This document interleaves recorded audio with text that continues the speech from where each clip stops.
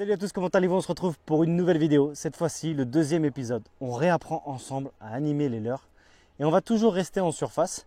Et cette fois-ci, on va parler d'un leurre que j'aime beaucoup. C'est le popper. Le popper, c'est un leurre de surface, comme le stickbait, sauf que lui est destiné à cibler des zones. Donc le popper est totalement différent du stickbait qui lui est très longiligne. Le popper va être un peu plus trapu, mais sa grosse spécificité, ça va être sa bouche concave, qui va émettre des pops caractéristiques plus ou moins forts, ce qui va vous permettre de provoquer les touches du poisson. En effet, ce leurre est très utile pour provoquer les poissons, qui sont en chasse ou pas. Ça les intrigue, mais attention, parfois le popper est à déconseiller tout simplement parce que ça fait fuir les poissons. Donc il va falloir jauger. Je pense que la meilleure méthode, c'est de commencer au stickbait et après de passer au popper, que l'inverse, parce que le popper parfois effraie les poissons. Ça m'est déjà arrivé de voir justement les brochets, les perches effrayés par ce bruit caractéristique et assez fort du popper. Alors il existe différentes formes de popper, comme celui-ci par exemple ou celui-ci. Ce sont des tailles différentes. Alors pour la perche, je vous préconise des poppers entre 5 et 8 cm. Et pour le brochet, vous allez pouvoir monter jusqu'à 12 cm. C'est déjà pas mal. Vous pouvez aussi l'utiliser en mer, mais ça c'est une autre histoire. Par exemple, les pêcheurs de thon savent très bien que certains pêcheurs utilisent des poppers jusqu'à 20 cm. Alors ce leurre demande aussi un temps d'adaptation comme le stickbait. Donc j'estime qu'il faut quand même s'entraîner avant de vraiment maîtriser ce type d'animation. Contrairement au stickbait, il n'a pas une animation précise. Vous allez pouvoir l'animer de différentes façons, que ce soit en tirée longue, avec des stop and go, rapide, lent. Mais ce qu'il faut se dire, c'est que ce leurre est fait pour cibler des zones. Et quand je dis cibler des zones, je pense par exemple à un arbre mort, à une sortie de nénuphar, une sortie d'herbier. Ça va être très prenant sur des poissons qui sont postés. Un coup, deux coups et vous laissez. Mais vous inquiétez pas, on va voir ça dans l'animation. Alors très souvent, le popper est muni d'un petit hameçon triple avec des plumes, ce qui s'appelle teaser, ce qui permet au leurre d'avoir une attractivité supplémentaire, surtout à l'arrêt, et d'avoir une animation très douce, très ample, ce qui va permettre au poisson de visualiser le leurre. Au niveau des couleurs, bon, moi j'aime bien les coloris un peu flashy, un peu naturels, ça dépend des moments. Mais j'ai remarqué que les coloris brillants font aussi beaucoup l'affaire parce qu'il y a toujours ce côté visuel du poisson et il peut cibler efficacement le leurre pour pouvoir l'attraper. Il y a une spécificité qu'il faut que je vous parle, c'est que quand on pêche au leurre de surface, il ne faut pas ferrer. Non, parce que si vous ferrez, vous avez tendance toujours à enlever de la gueule du poisson le leurre. Et ça te fait perdre du poisson et c'est pas cool. Il existe différentes formes de bouche du popper, qu'elles soient plus ou moins concaves, plus ou moins profondes, avec des espacements sur les côtés. Et je vous conseille d'avoir plusieurs formes de popper pour varier les animations et surtout varier le bruit. Parce que qui dit popper dit pop et c'est surtout le bruit qui fait que ça attire les poissons. Souvent doté de billes, ce qui permet aussi de agacer le poisson et aussi avoir un côté sonore pour que le poisson puisse visualiser le leurre. Allez, c'est parti, on va passer à l'animation. Prenez votre canne, let's go. Allez, c'est parti, on passe à l'animation du popper. Le popper, comme je vous disais, c'est cibler des zones. Là, par exemple, vous avez des nénuphars devant vous. On va lancer le popper juste au niveau des nénuphars. N'animez pas tout de suite. Attendez un petit peu que l'onde se dissipe. Et souvent, quand quelque chose se pose, vous allez avoir tendance à voir que les poissons peuvent se rapprocher. Ça éveille la curiosité, par exemple, des basses, des perches et des brochets. Et ça arrive même parfois que quand vous lancez, boum, dès que ça atterrit, le brochet vient attaquer directement votre leurre. Donc, quand vous lancez votre popper, laissez l'onde se dissiper. D'accord ?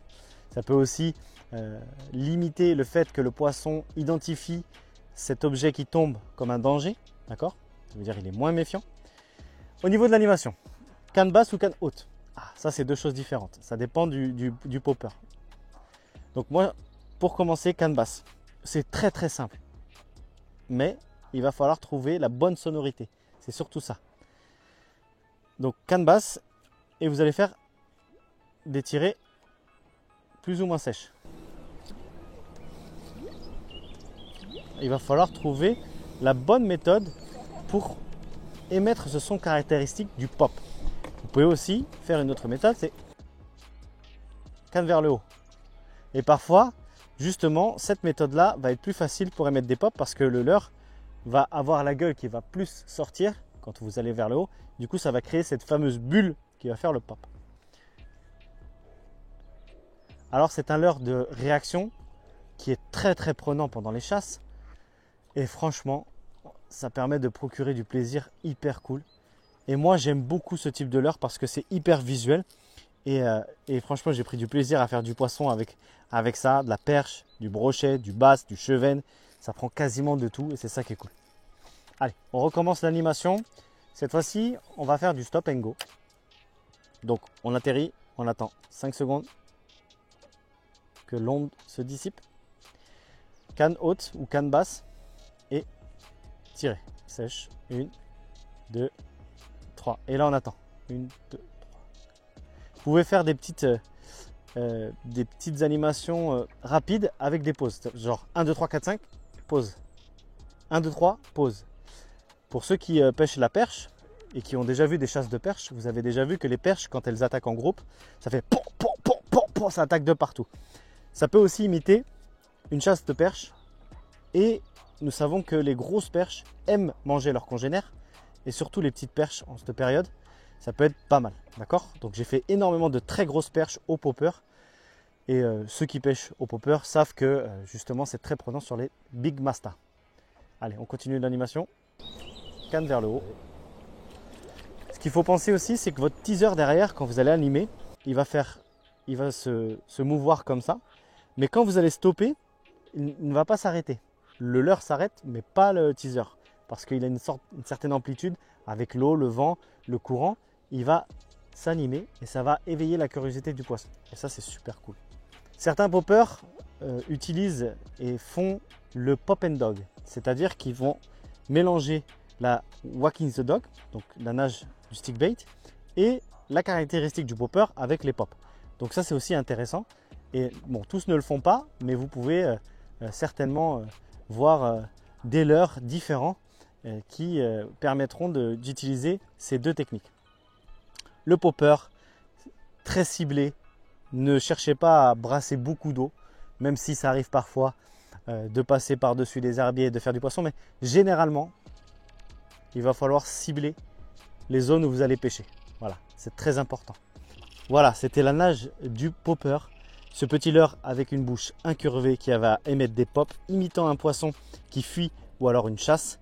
J'espère que vous avez kiffé cette vidéo. N'hésitez pas à me dire dans les commentaires quel leurre vous souhaiteriez que je vous présente et je vous aide à animer. J'espère que vous avez aimé. Moi en tout cas, j'aime beaucoup vous aider, malgré le peu de savoir que j'ai.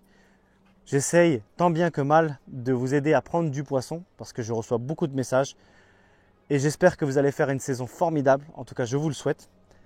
N'hésitez pas à vous abonner à la chaîne YouTube si ce n'est pas déjà fait pour recevoir toutes les notifications et être au courant de toutes les sorties vidéo. Merci à vous d'avoir regardé. On se retrouve très bientôt et n'oubliez pas, c'est que de la pêche. Bye bye.